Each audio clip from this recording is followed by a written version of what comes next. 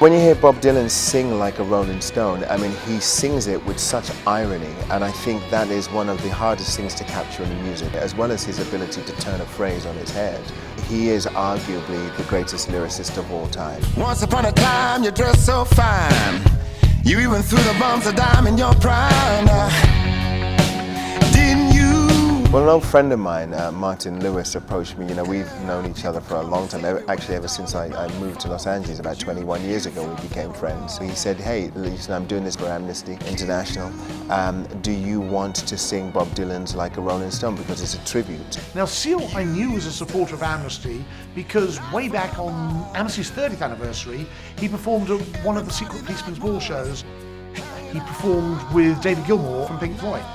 The thing that I remember most about it was working with Dave Gilmour, because, I mean, how could you ever forget that? And especially for a great cause. I approached him about it, and he got back to me and said, okay, I'm interested in this. But only if I could sing like a Rolling Stone, A, and B, only if I could do it with Jeff Beck. And when I'm sad. Being in a room when Jeff Beck is, in his mind, noodling, in our mind, displaying genius, is a religious experience. He's a one-off, and he's the last of that kind. I'm fortunate enough that he actually likes what I do. Riding like the wind. He's a true lover of music. Oh, baby. I always thought Seal had one of the best voices on the scene, and he still has. I mean, it's magic. He's a very selfless musician, Jeff Beck. Well, I like the sound of that. Yeah. That was just. Once upon a time, you looked so fine. When I got the opportunity to sing like a Rolling Stone for such a great cause, how could you pass that up? So we just followed your track. Well, we can put it in now. There was a part of me that was kind of like, gee, how do you do a song that is so iconic? Well, if you're Seal, you have no fear. How does it feel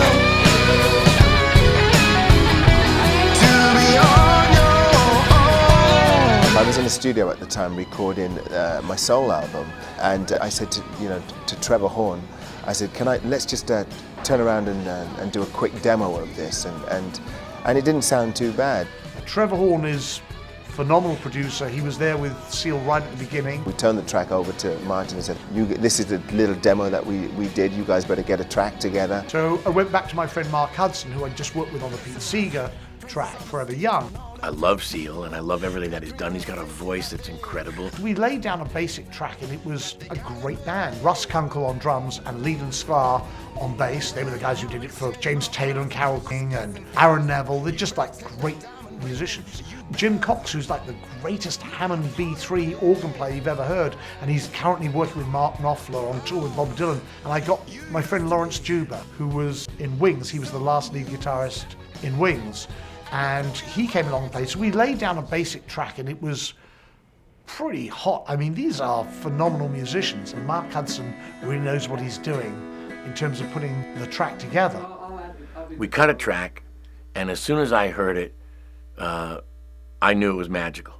It all fell into place. Seal says, I'd like my friend Jeff Beck to help. Can you reach Jeff? I said, sure, I'll call Jeff.